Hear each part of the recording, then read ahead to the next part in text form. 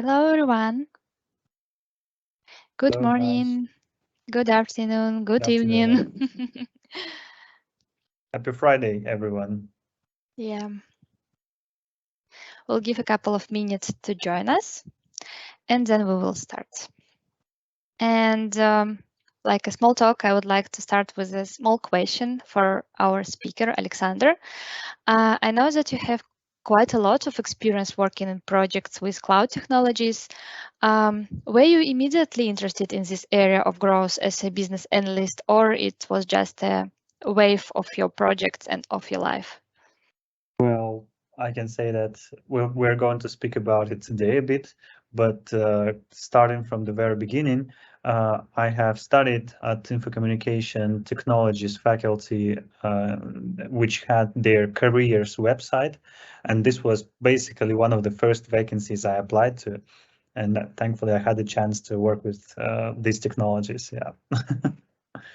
Great. This was actually a story to be pitched on the Success Factors or TED Talks, because it was basically first call I got after applying to a number of vacancies, the number of openings, and yeah, the very first one I got.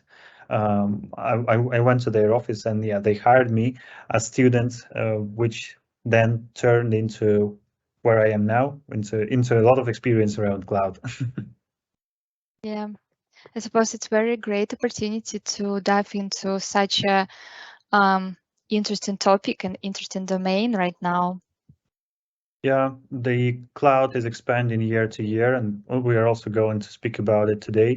The cloud area has its own Moore law, which says that the market of the cloud is expanding twice per each 2 year.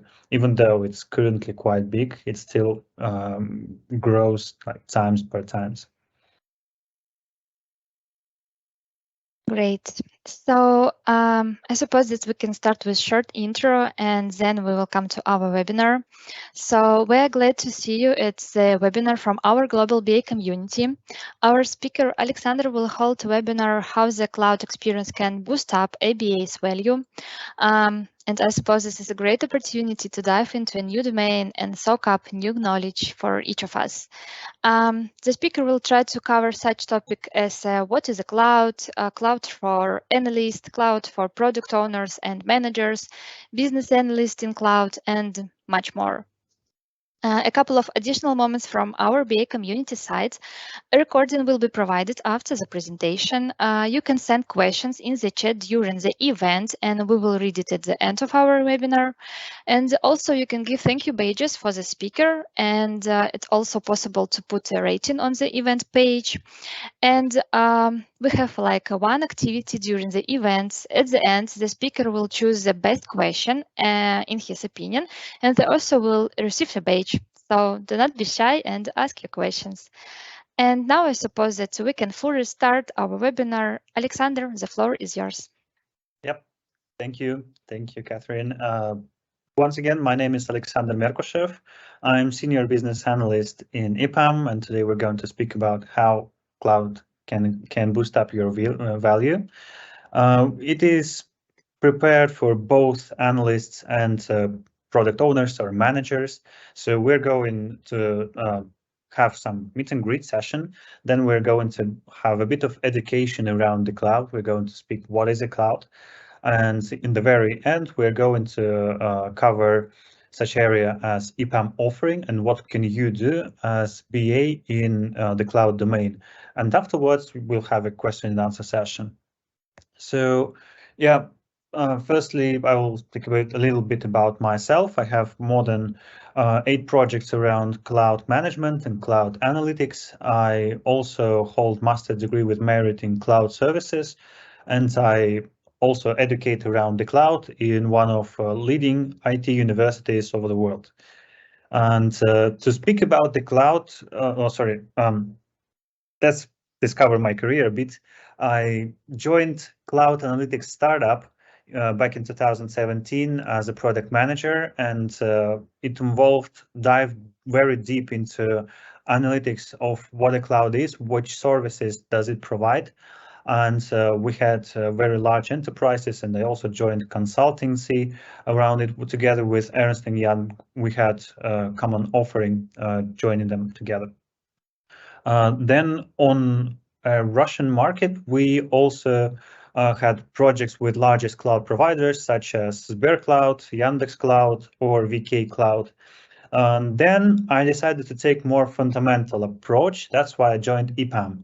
EPAM helped me to grow as a business analyst and get more fundamental knowledge around agile processes and how should be developing process be established. So in the very end, the last year I joined Refinitiv once again, but as a part of EPAM already, as a cloud analyst and as also a consultant around the cloud. Therefore, I can answer the question, how can cloud help you as an analyst? We will follow two directions today. First one is improving your existing workflow, and the second is that you can become a cloud analyst and make you a cross-functional role. So to improve your workflow, you can expand your analysis with data-driven decisions and deliver fastly, expand your presence with out-of-the-box solutions, which can help you deliver very, very fast. On another point of view, we can help our clients to analyze the cloud, to have a cloud governance, and offer a wide range of services with the help of cloud. So let's start with a basic definition on what is a cloud. A lot of people think that your Google Drive or iCloud account is basically the cloud, the cloud storage, let's say. But no, it's not only that model. So cloud model, I always describe it on an example of transportation service. So just imagine owning your own car. You have to save money for it. This would be an investment, a large investment made for years. But after that, you have to maintain the car, which still is very costly, involves a lot of your time spent in garages, in services, etc. So you always have to care about it. On another side, there are car sharing services. When there is a service provider that offers you transportation services, when you can drive it yourself, or you can even order a taxi to transport you from point A to point B without taking care of anything. This is what a cloud is. In terms of IT infrastructure. Instead of owning it, you can just rent it and not paying attention to a lot of maintenance and hardware. And yeah, this is actually refers to use of resources over the internet. We have a lot of cloud projects which are adopting the cloud and migrating our customers' infrastructure to the cloud. And we are always assessing it to achieve their business goals. So we have to tame it in the right direction. And we are also engaging a lot of cloud specialists to solve technology problems. Cloud specialists are referring to both cloud engineers and cloud analytics. So yeah, this is very applicable. And here is a motivating quote around the cloud. So by year of 2000, the cost of running a basic web application was about $150,000 per month. So cloud computing has brought this down to less than 1,000 per month. And these numbers are actually quite legit. So yeah, by renting it on demand, you can pay less, but be more flexible, more agile, and deliver very quickly. So let's discuss advantages of a cloud. The main advantage for me is scalability and elasticity. By that, I mean that your resources can adjust to the demand very in a very flexible manner. Imagine you decided to launch an e-commerce shop in the internet or the mobile application. So you have delivered it, and for marketing, you have launched a very successful campaign on Facebook ads. So you experience a high load of authentication, a high load of on checkout, and with cloud, you can scale it up to never have a denial of service. So you can always serve the demands of your application. Then when it passes by, you can decrease your infrastructure down in order not to waste time for provisioning the infrastructure. And usually there are two ways of scaling the resource. This is vertical scaling, or scaling up, where you just add more capacity, more CPU power or memory to existing servers. Or there is a horizontal scaling, or scaling out, when you are adding more resources in parallel, like making clusters of existing service. Also a good example of elasticity, not only scalability, but elasticity, is when you're experiencing a lot of traffic during Black Fridays or sale 11/11, Cyber Monday, then Christmas sales. So you always have this sinusoidal fluctuation of your capacity, of your demand. And so with elasticity, you're able to adjust to it simultaneously and completely seamlessly. Then there comes reliability and security. This means that under this pillar, we mean that your resources would be stored in the secure place, in a reliable data center, so you don't have to care about securing physical perimeter of it. And also, it would be resilient to any disasters because of a broad variety of disaster recovery services. So I can say that one of the services for storage service, Amazon Simple Storage, there is availability of 11 nines, which mean 99.999, etc. percentage, 11 nines in total. Which means that your data would be available at any point of time. At the same time, there are a lot of security services out of the box which you can apply for analytics of your application. Then the cloud is cost efficient. There could be no upfront cost. You're just up and running. You're just paying as you go. No need to provision costly infrastructure. No need to manage it. And TCO, total cost of ownership, is usually lower than owning the resource on premise. Then there is ability to scale resources up and down. So if you are provisioned more than needed, you're not wasting the resources, right? And you can always switch to different resource type. So for example, instead of having a warm storage, you can switch some data to an archive and pay less, because archives are stored less costly. And then the cloud is global. Services offered worldwide, and data centers are allocated usually worldwide. So you can locate your infrastructure closer to a customer in order to reduce the latency, or you can comply with local regulations because the data center would be located exactly in place. For example, in China, there are specific data centers located in China. Then let's speak about how can you deploy the cloud, because there are two different models of deploying the cloud. It could be, as we already spoken, the cloud is when some provider provides you with the resources. You're not owning it. This provider could be an external company when it offers their services to different clients. This is a public cloud. Or it could be an internal IT department which has deployed its private cloud. And you are internal customer of it. So let's start with private cloud. Private clouds are operated solely by a single organization, obviously. Resources are not shared, and if you even have the necessary level of permission, you can just come and touch it.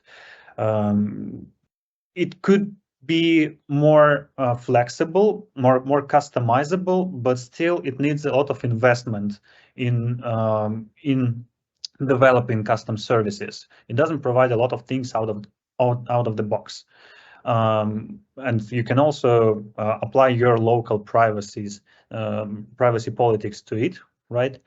On the other hand, there is a public cloud when you can locate your virtual machine on the same hardware together with your competitor, but you will never know it because resources are shared to different customers, but virtual machines cannot see each other because of virtual private networks. It is accessible over the internet, so you always need to have a strong internet connection. It offers high scalability and flexibility because of a lot of automation in place and a lot of services already developed. But still, you need to maintain security of infrastructure yourself. And obviously, it's better to combine the benefits of both with the help of hybrid cloud, locating some critical servers into private cloud and what could be shared into public, or maybe you are doing R&D, you are taking services out of the box from public cloud.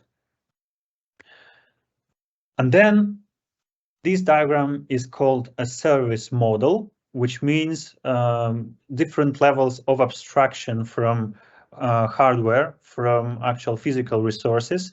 And these headers are not something from Netherlands, it's abbreviations. After on-premises, we have infrastructure as a service, platform as a service, or software as a service. On-premises is when you are owning everything, when you have your own dedicated servers, you can come and touch them, you are paying for them, you're paying for the electricity even. It's like very similar to owning your own car. You have to take care about changing tires, fueling, oils, and everything. Then we have infrastructure as a service when the hardware is taken care of by cloud provider. But at the same time, you are able to deploy whatever virtual machine you would like to, and then have everything you want on this virtual machine. So this is like a virtual desktop, for example. Then there is a platform as a service, which means that this is a virtual machine or instance or whatever already pre-configured. This could be a Kubernetes engine, for example, or a database which is already deployed, so you don't have to deploy it yourself on a virtual machine, but you can do it, but you can make use of it and configure it like less flexible than an infrastructure as a service, but still you have some level of control over the data, over the applications that are installed there. This is more like a car sharing. When you are still driving, you are still choosing the route, but the car is provided by some car sharing service. And then there is a SaaS, which is common to a taxi driving, not taxi driving, but using the taxi. When you are not taking care of anything, you're just provided with a service which guarantees that you would be transferred from point A to point B. So in infrastructure, in the IT, software as a service refers to using the product as is. It's like your Office 365, when you can load your Excel and it will strive no matter of your computer performance because it runs in the cloud. I hope that it was useful for you. Then I'm going to speak about what cloud can bring to you, which advantages can you gain as BA or data analyst when you are cloud savvy, I can say. So firstly, I want to bring understanding the technical stack of the solution and its technical constraints, because you should be aware of what is going on, yeah, and what requirements can we take into development, which we cannot, what can be the regulation before passing it to development team. Then you can place your analysis with a lot of analytical tools, including software as a service, which can provide you with out-of-the-box solutions, right? And yeah, there are a lot of cloud solutions for analytics, such as Matillion, for example. And with help of them, you can connect more data sources, and implement data integrity, which means that different data sources would be into the one single pipeline during your analysis, and you can access more data. With that, we can come to a problem of a big data, which can also be solved with the help of the cloud, which means that having more data, you can create data lakes, storing a lot of data, and monitor, transform, and get some insights of it with big data, machine learning, or AI-powered analysis. And then you can also monitor your environments and solutions under a single pane of glass inside a single cloud provider's console. And then you can also automate a lot of processes. A lot of manual activities can be leveraged within the help of cloud. And basically, the Jira we're all using is the cloud Jira, not on-premise installment, right? Then we'll speak about what cloud can bring for managers, for product owners and product managers, also as well as project managers. First point is the same, understanding technical stack and constraints, but also understanding opportunities that you might have from cloud solutions. You can deliver fastly with already out-of-the-box solutions, because without taking care of infrastructure, without provisioning infrastructure, without having to order it in advance, you can launch your product much more flexible and faster, get a short time to market. You can put automation, because some of cloud services can respond to some actions in an automated manner. You just need a trigger, and then it will respond automatically. Once again, out of the box. Then you can apply data-driven decisions and use predictive analytics based on the previous analysis by your data analytics or business analysis teams. You can place elasticity for your solution, which means that all of your users will meet your solution will meet the SLA for every demand could appear. At the same time, you will not waste money and stay cost effective, which is also a significant point for management. And then you can adapt your solution to different customer segments, not only applying some local compliance regulations, but also adopting it to different customer segments, such as disabled people. There are built-in cloud solutions which can help you to transcribe video into the text, or there is Amazon Polly, which can pronounce the words of the text you provide to it. In my background, I had an experience of translating a lot of product descriptions with the help of cloud translator, not just Google Translator, but built-in AWS capability. And then you can also have built-in insights on monitoring, so even automated monitoring and insights for your solution, for your pipelines, for your delivery, whatever. And then we're going to speak about what can bring to EPAM's cloud team. This is an application of your cross-functionality. On my example, your fundamental BA knowledge can help you with help of to combine with cloud experience and cloud offering of EPAM. So what does EPAM offer in their cloud services? During cloud advisory and cloud migration, there are different steps.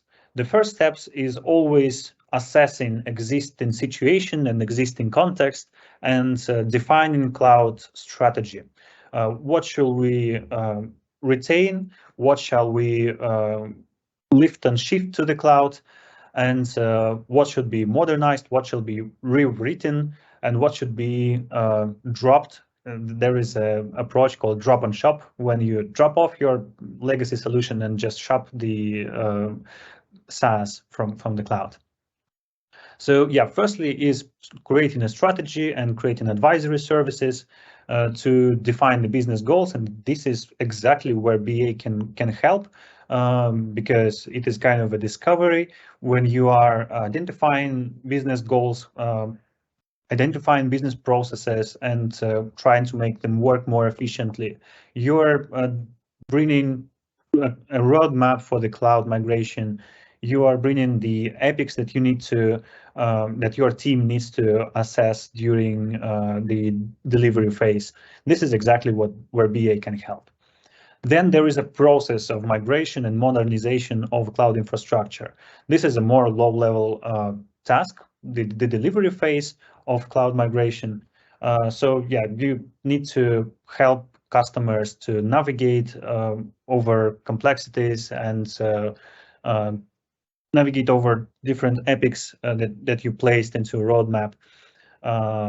Once again, try to educate and provide more workshops around the cloud during this migration. Then it comes to some engineering excellence in cloud infrastructure, or if customer's cloud is already up and running. So we need to apply our engineering excellence, right? We have projects for that. We have these offerings. So not only modernization, but also empowering the innovation in existing infrastructure, in existing cloud infrastructure, is also a place for where we have analytics in our offerings. Then there are cloud native applications. What does it mean, cloud native? It refers to developing a solution which is designed to be built around the cloud, to use cloud services, and to use advantages of it, I can say. So when you're aware of cloud services, you can help team deliver those solutions fastly and become a business analyst who knows what it is. Then there are cloud business services. This is also more about advisory and consulting when we are building business services on the top of the cloud, like maintaining regularly compliance, maintaining the performance, maintaining the security, and optimizing the cost. For example, my current assignment is all around optimizing cloud cost and streamlining the processes around payments for the cloud, around governance of the cloud, and around collaboration between finance and procurement, business teams, and infrastructure teams. So we're coming into the end of our presentation, and here I want to put a quote that this is I think, English quote, that you need to keep your feet firmly planted on the ground and your head in the clouds, which means that we should always envision the innovation. We should be innovative, but still stand firmly on the ground, have a concrete baseline under our feet, and the conjunction between these two capabilities will help you in obtaining the excellence. Thank you. That was the presentation from my side. And now if you're interested in cloud, don't hesitate to contact me. We will find the path for you. We'll find the learning path and maybe some projects which I am aware of in cloud practice. So yeah, here I am. I am all yours for the questions. Thank you, Alexander, for such an informative webinar, and I believe that everyone present highlighted a lot of important things.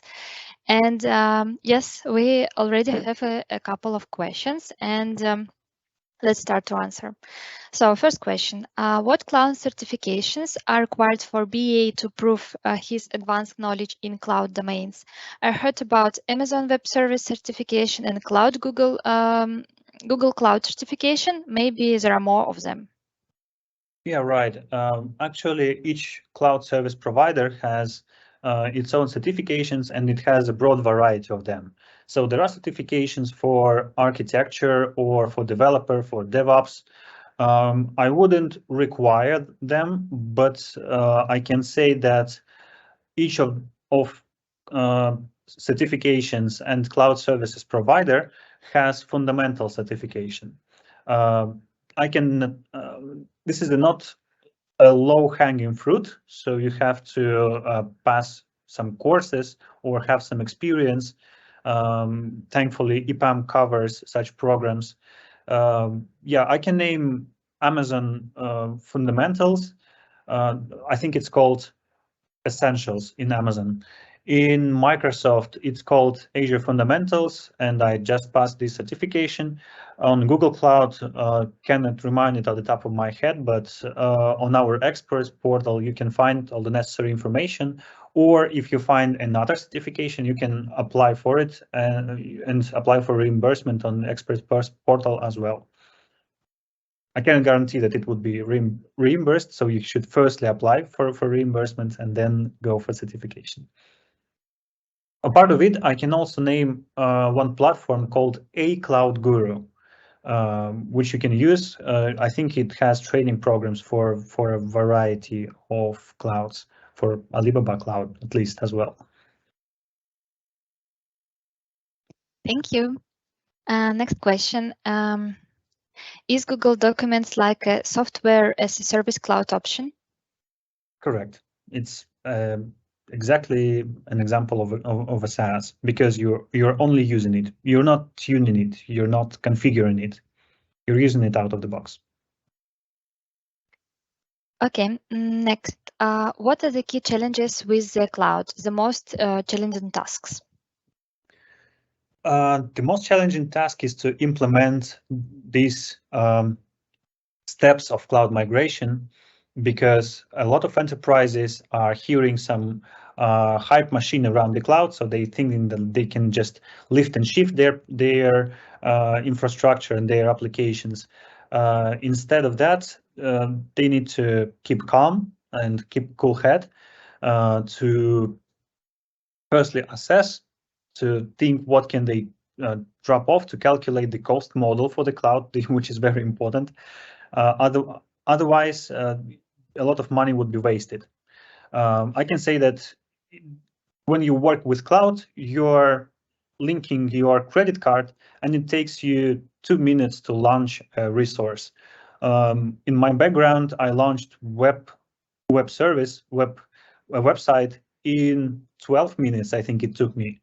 But then if your business owners and if your development teams would not be aware of how to use the cloud, will not have any policies or templates in place, you will be lost in the complexity of the cloud. I think the complexity of the cloud is its biggest challenge. It's like a trade-off generally. You have a lot of opportunities, but still a lot of complexity. Catherine, Thanks. Yeah, anything yeah. else? I suppose that we have two questions that we can combine. Does EPAM have a separate learning path for FinOps? Can find one like this. And could you please provide some path plan for cloud education? Speaking about current path for FinOps, it's not ready yet. I'm working on it. We currently have two courses called CloudX, which stands for Cloud Excellence. These are really good, and I can say that I passed different courses from different cloud providers, and I also designed the course.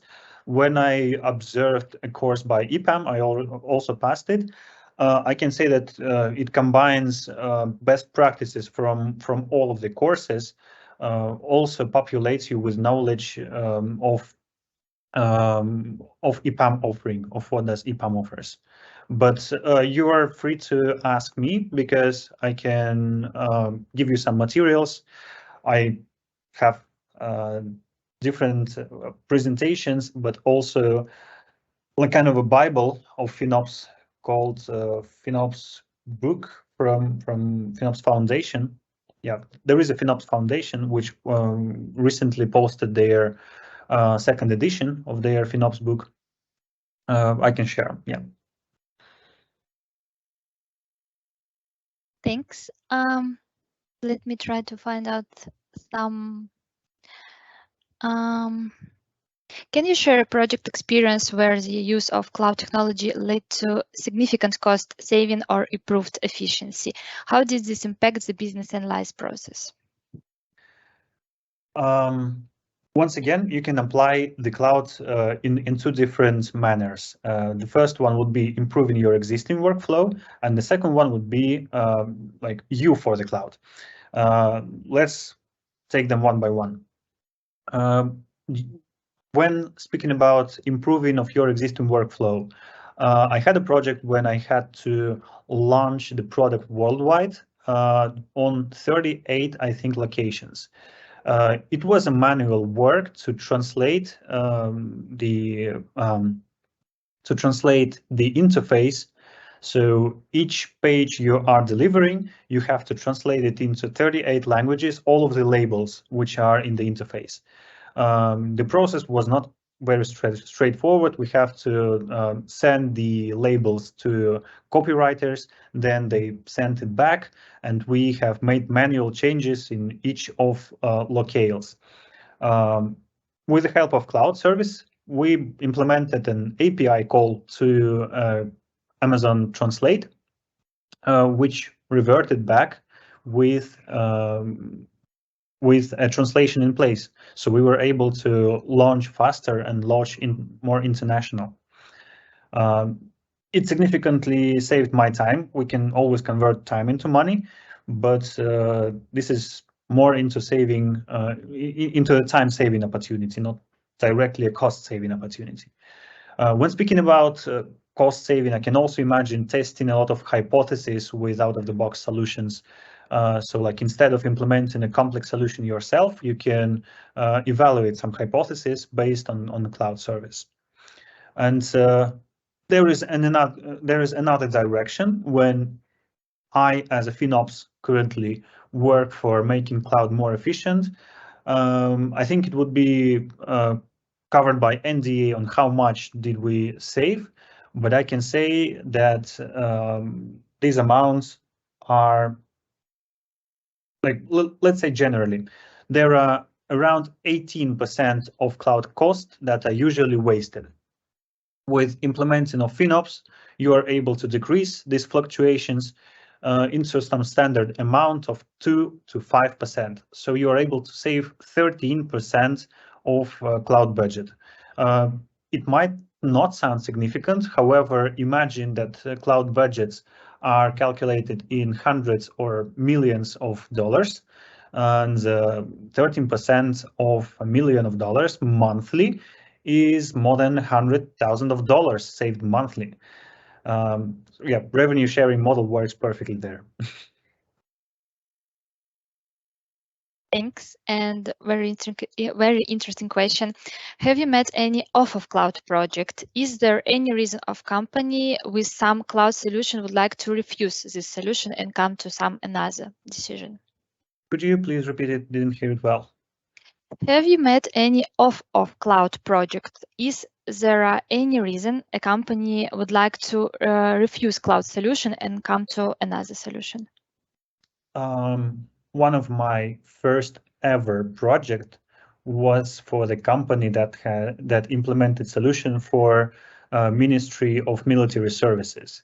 They didn't want to hear anything about the cloud because they said, I cannot touch my cloud. Cloud is something imaginary. I would like to keep full control of what I am deploying. Yeah, this is one of the most common case when people are refusing going to the cloud.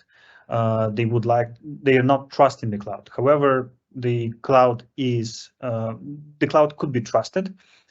In the United States, there are different data centers that are certified by the government of United States. So you're able to deploy it complying with government standard of their own data centers.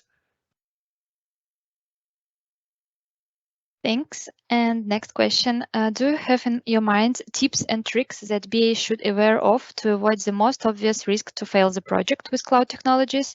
And like additional parts, are there any legislation challenges to keep in mind? That is a good question. Risks, there might be a risk of a complexity of the cloud, but if you just take the general purpose, you will be facing another risk, a risk of wasting money, a risk of over provisioning.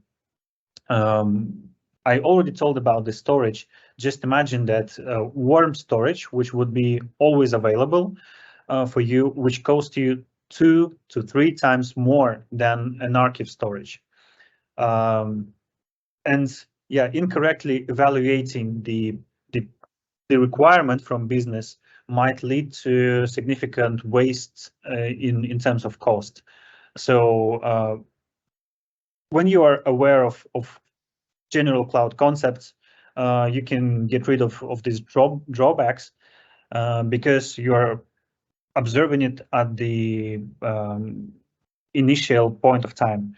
But this, I think, is not a BA risk. This is a risk generally for the project that your infrastructure would cost more, and there is a total cost of ownership for the project.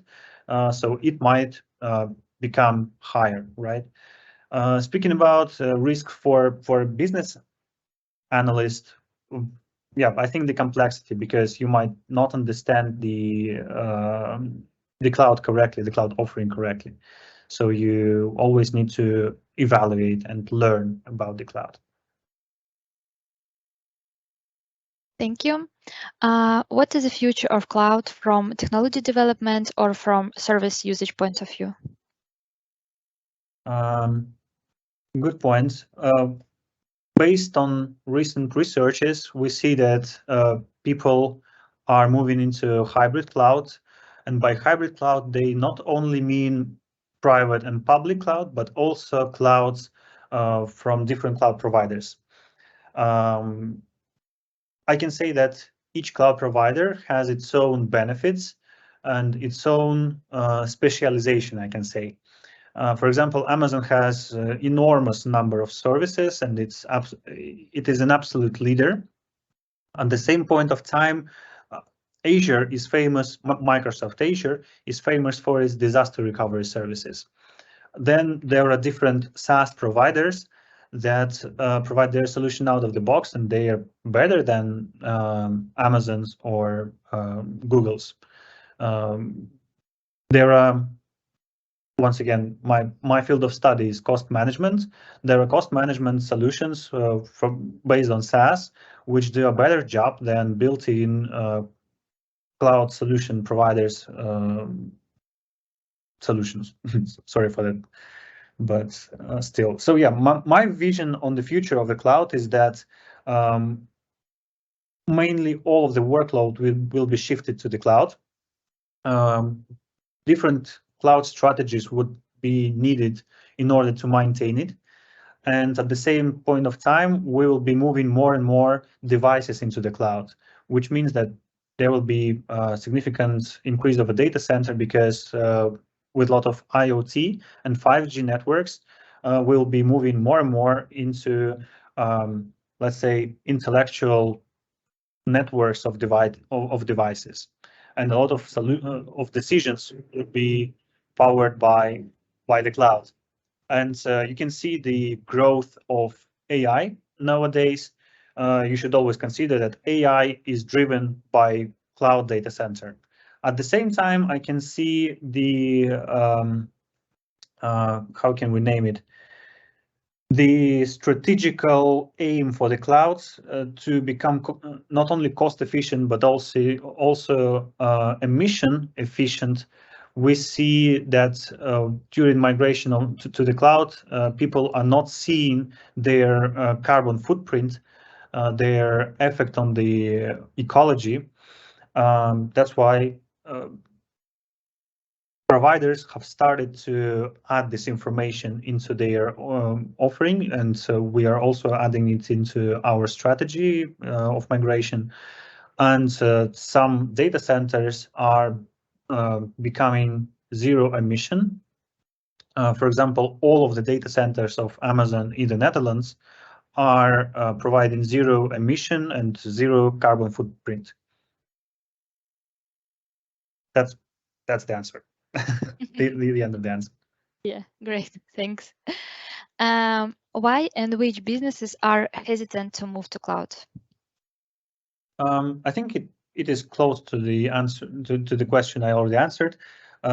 Businesses that are keeping some sensitive information, starting from Ministry of Defense, coming to some banks which are keeping secure data, and they would like to keep it as much secure as possible.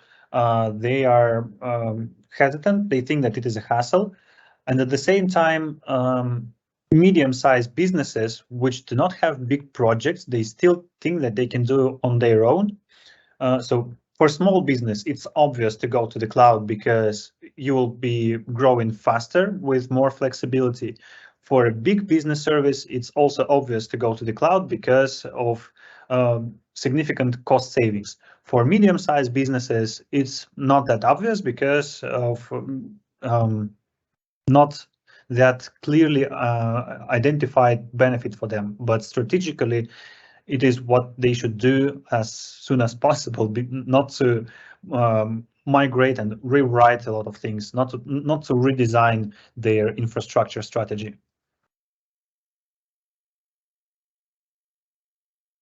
Thank you. Next question. Which cloud tools could you suggest for analysts? I can name some SaaSes. So we know about Office 365 as the very beginning. We all know about Power BI. Power BI is not deployed locally. The servers are running somewhere in the cloud. There is a tool called Matillion for extract transformation load when you connect to the data and then you transform the data. This is basically also for the data analysis. We all use cloud-based Jira and Confluence. You are not deploying it locally, you're not exchanging files locally. What else? There are also cloud-based solutions such as Miro or different tools for diagramming. They are all based in the cloud. Maybe you haven't been aware of it, but they are all cloud-based. Also, the Figma is quite based because, yeah, even though you're installing the agent on your local computer, all of the calculations are done in the cloud. Thanks. Next question. Which skills should be robust in order to work with cloud more fluently? I can say how can I call it? You should be aware of details, but you shouldn't learn them because cloud is a very flexible and constantly changing structure. So this means that during work with cloud, there are services that are constantly improving. There is a short innovation cycle in the cloud. If you will try to gather all of the information around the cloud, you'll be, I think, even more lost than you were initially. Therefore, you need to know where to go for the documentation because there are a lot of documentations around the cloud, a lot of forums, Stack Overflow, where you can gather the information. So you should know how to speak with cloud, how to make use of cloud, but deep dive into every particular detail, I would not go for it. A part of it, skills in technical, some technical skills around architectures would be a very good plus because you need to know the concept of cloud. There are different cloud architectures. Therefore, We need to know basically how current computer networks, computer systems are functioning, that it is not just a monolith or master and client architecture. There are different architectures which you should be aware of. The concept of serverless, the concept of containerization, you should always consider it. And it also what it's also kind of a benefit for me personally, because it's very interesting and hypely, and at the same time cloud adopts fastly all of the state-of-the-art technologies. You can create blockchain solutions out of the box. You can create AI analysis out of the box. And extensive documentation around the cloud helps you to learn about it, at least on a high level.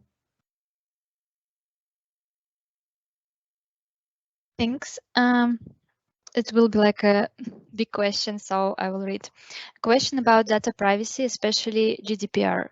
Have you ever faced the cases when customer follow GDPR law and uses cloud technologies of the provider, the data center allocated in countries that are out of GDPR area?